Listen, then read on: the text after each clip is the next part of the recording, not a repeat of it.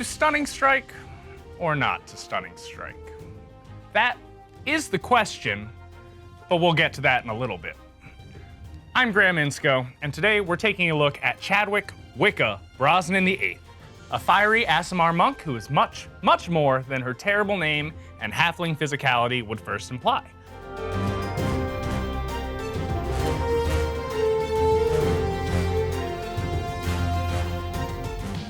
Before we get into what went into Wicca's character and character sheet, make sure you've checked out her story.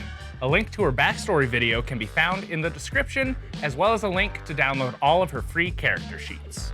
Sometimes when you build a character, they arrive fully formed in your mind. A personality, appearance, mechanics, background, and values, all seemingly writing themselves with you, their player, merely a vessel for this fantasy hero.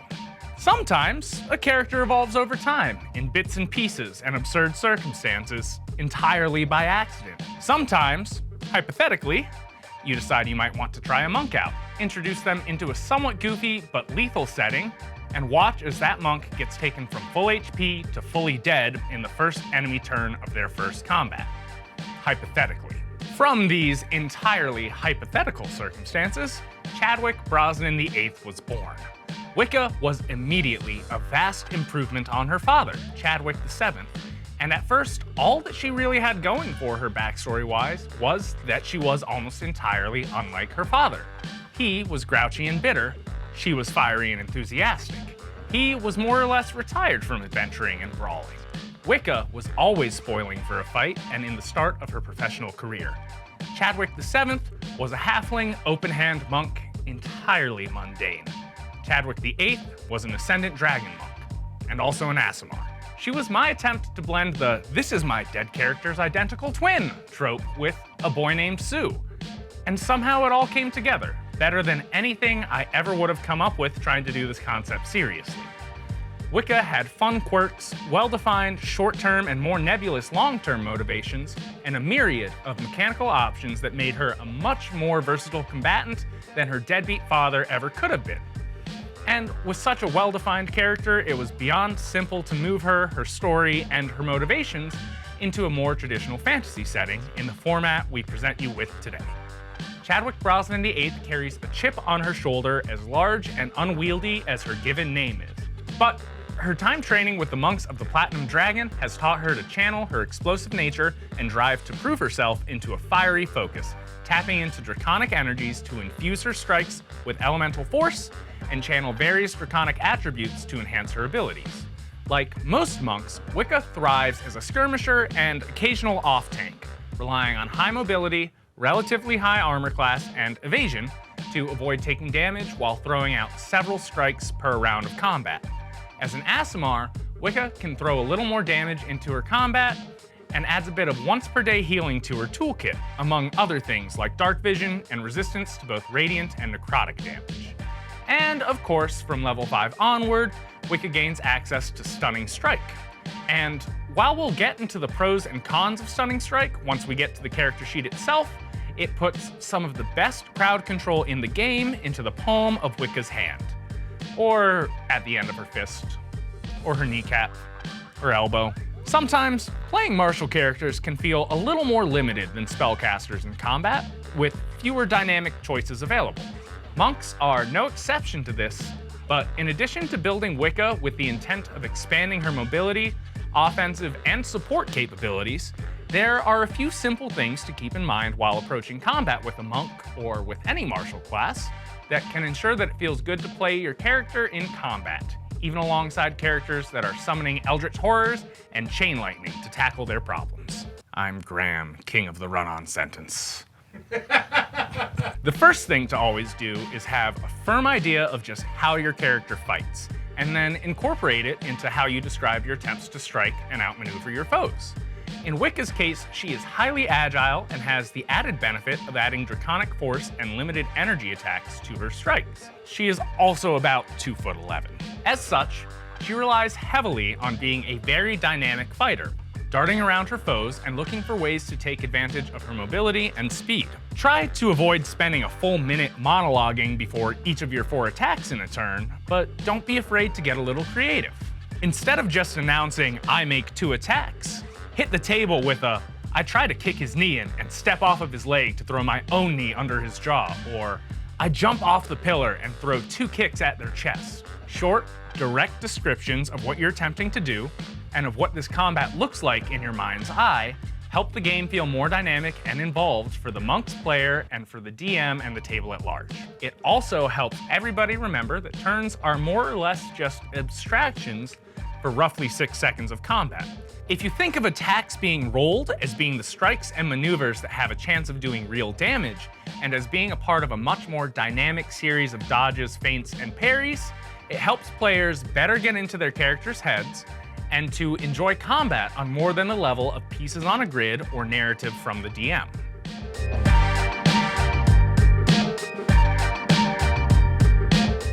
And now it's time to get into mechanical specifics.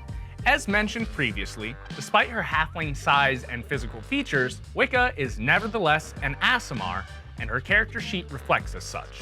There are several official variants on the Aasimar lineage, but we've elected to utilize the most recently published variation from Monsters of the Multiverse. This variation retains many of the Aasimar's previous features, but ties some of them to proficiency bonus instead of character level, and notably moves their level 3 transformation feature from an action to a bonus action, sacrificing some damage from previous iterations in exchange for making it much easier to work into the action economy of one's turn.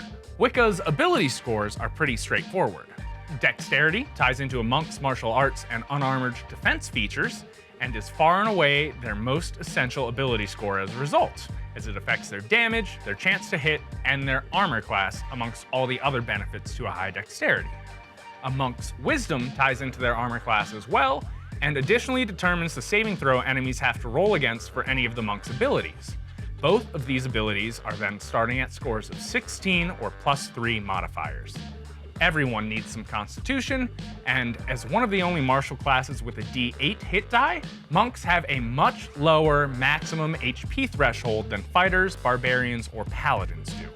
We have enough points to get Constitution up to a 14 and a +2 modifier, and from there we're going to put a couple of points each into Strength and Intelligence to put them at neutral +0s. This leaves Charisma as Wicca's sole negative modifier, a score of 8 for a -1 mod. Monks have proficiency in Strength and Dexterity saving throws, and between the Monk class and the Acolyte background, Wicca starts the game with proficiency in the Athletics, Acrobatics, Insight, and Religion skills. Starting equipment is pretty lacking for monks, but I do briefly want to talk about that simple weapon they start with. Most monks get good use out of a quarterstaff, and Wicca is no exception to this. But the monk class does make specific mention of reflavoring weapons, and to match her dynamic style and draconic influences, we opted to depict her wielding a meteor hammer, as opposed to an actual quarterstaff. If you aren't familiar, I highly recommend looking up a video of a good, traditional meteor hammer demonstration, but in short, the weapon represents a unique way for our diminutive monk to circumvent her natural reach and generate consistent, explosive force. Plus, the image of the hammer being kicked forward and conjuring a line of dragonfire is simply too fun to be ignored. If your DM wants to be extra generous and give you a meteor hammer with the reach property, make sure to thank them and bring them their favorite game snacks. But otherwise, it's more than enough to reflavor quarterstaff stats for a much more underutilized martial arts weapon. And like we said, at level 1, Wicca picks up 2 monk features. Martial arts allows her to use dexterity instead of strength for her unarmed strikes, changes their damage to a D4 that scales up as she levels up, and allows her to make an additional unarmed strike as a bonus action when she takes the attack action. Unarmored defense simply sets Wicca armor class to 10, plus her dexterity and wisdom modifiers, as long as she's not wearing armor or dons a shield. Level 2 brings monks their key feature, and that's key as in K-I, not K-E-Y. Their life's energy, or the energy that they produce themselves. This is the foundation on which most of the monk's kit is built. Starting at level 2, our monk has a pool of key points, 1 per monk level, which can be expanded to produce a myriad of effects, and which are refreshed on a short or long rest. At this level, the feature comes with 3 possible uses for key points. Flurry of Blows is the most iconic of these, allowing the monk to make 2 unarmed strikes as a bonus action following an attack action and at the cost of 1 point. This feature will be used a lot by most monk players as it doubles, or more than doubles, the number of attacks made by the monk on a given turn. The Patient Defense ability is, in my opinion, slept on. It allows players to spend 1 key point in order to dodge as a bonus action, better enabling them to stay in melee combat with groups of foes while avoiding taking damage. And finally, Step of the Wind costs 1 point as well, and allows the monk to either dash or disengage as a bonus action and doubles their jump distance for this turn. That's it as far as key goes for now, but at level 2, Wicca also picks up unarmored movement, adding 10 feet to her move speed, and she picks up the optional feature Dedicated Weapon, which allows a monk to treat a weapon they're proficient in as a monk weapon, which truly just does not apply to Wicca. Level 3 brings us our subclass, the Way of the Ascendant Dragon, and all the features that come with it. Draconic Disciple is another feature that's essentially 3 abilities rolled into 1. Draconic Presence allows Wicca to reroll a failed Persuasion or Intimidation check on a reaction, and Draconic Strikes allows her to change the damage of her unarmed strikes from bludgeoning to fire, cold, acid, lightning, or poison damage. The last ability of this 3-in-1, Tongue of Dragons, grants our monk fluency in the Draconic language or another language of our choice. Additionally, this subclass grants the level 3 feature Breath of the Dragon. Now, when Wicca takes the attack action, she can replace one of her attacks with either a 20-foot cone or 30-foot line of fire, cold, acid, lightning, or poison damage, prompting a dex save against Wicca's key save and dealing 2 rolls of her martial arts die of damage. The base monk feature Deflect Missiles comes online here as well, enabling monks to use their reaction to attempt to catch an arrow or similar projectile that would have otherwise struck them, reducing the damage by 1d10 plus their dexterity mod plus their monk level. And if they reduce the damage to 0, they can throw said projectile back at that enemy or at another in range. Base monk comes with 1 more optional feature at this level too. Key Fueled Strike allows Wicca to make a bonus action unarmed strike if she used a key point as part of her action. Finally, at level 3, we get a bonus transformation from our Aasimar lineage. Chadwick VIII can now draw on her celestial connection to channel a burning aura of radiant energy. By using a bonus action to trigger the Celestial Revelation feature, Wicca conjures up her Radiant Consumption transformation, shedding burning light from her eyes and mouth and illuminating the area around her. While active, she deals additional radiant damage in an attack or spell equal to her proficiency bonus once per turn, and at the end of each of her turns, each creature within 10 feet of her takes that same radiant damage for up to 1 minute or until she dismisses the form as a bonus action. That's it for level 3 though, and from level 4 onwards, things become much more straightforward. Monks get the same ability score increase as everyone else here, and Wicca is putting hers straight into Dexterity to boost her armor class and damage output. Unlike other classes though, she also picks up a couple of level 4 class features. Slow Fall lets Wicca use her reaction and reduce falling damage by 5 times her monk level, and the optional Quickened Healing lets her burn an action to heal by 1 roll of her martial arts die plus her proficiency bonus at the cost of 2 key points. Level 5 comes with another bevy of features and improvements. Extra Attack is the simplest of these, taking our pint-sized martial artist up to 2 attacks for each attack action. Our martial arts die also goes up to a d6 here, increasing our unarmed damage and boosting several of our features. The Focused Aim optional feature allows Wicca to burn key points and add to a missed attack roll, potentially turning it into a success. But none of these features hold a candle to Stunning Strike, one of the few features in the game that can have completely different people telling you that it's both underpowered and overpowered. I don't think it's either of those things, but it's certainly make or break, and it's central in a monk's kit. Essentially, anytime Wicca hits an enemy with a melee weapon or unarmed attack, she can force them to roll Constitution against her key save. And if the enemy fails, they are stunned until the end of their next turn. On a success, this is some of the best crowd control in the game. It entirely removes an enemy from the initiative order for an entire round and makes them easier to hit and more susceptible to damage.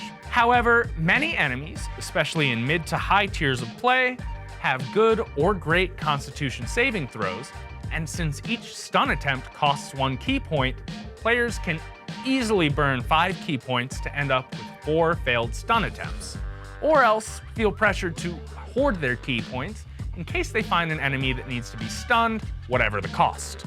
This feature is very powerful, but when playing Wicca, avoid the temptation to make it the defining cornerstone of your gameplay, and don't be afraid to either just go for it or to use your points for other effects entirely. Level 6 brings us both a class and a subclass feature. Key-empowered strikes means that Wicca's unarmed attacks count as magical for the purposes of overcoming resistances and immunities, and Wings Unfurled allows Wicca to manifest spectral dragon wings when she uses her Step of the Wind feature, granting her a temporary fly speed until the end of her turn. Also at this level, our unarmored movement goes up to an extra 15 feet of move speed. Now, we're really starting to slow down on features. Level 7 brings us just 2 quick ones. Stillness of Mind allows Wicca to use an action to end 1 charm or frighten effect on herself. This is good in theory, but given how many charm and fear effects also cause the affected character to use their action for other purposes, this is sometimes easier said than done. On the flip side, evasion is a very critical feature in the Monk's kit.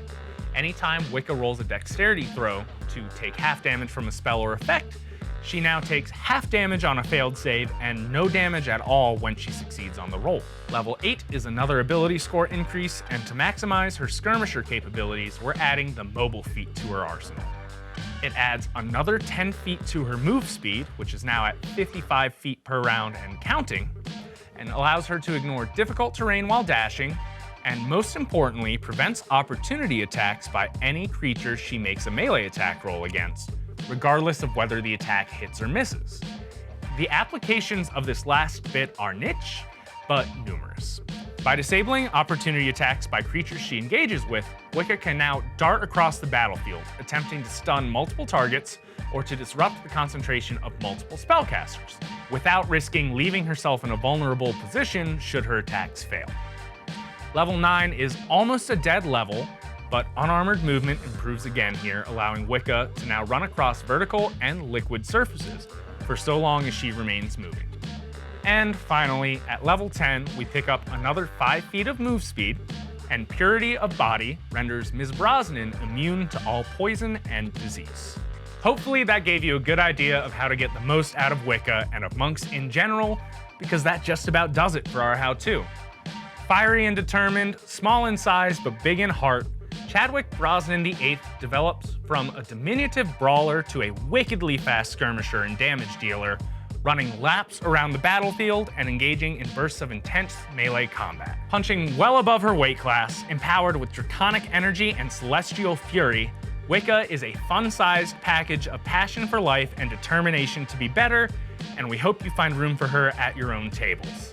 Just don't call her Chadwick. Thanks for watching. Make sure to like and subscribe so you can stay up to date on all of our characters, how-to videos, and other content, and we'd love to hear from you in the comments if you have an idea for a character or backstory. And if you'd like to support us even further, you can head over to our Patreon page for some more behind-the-scenes and bonus content.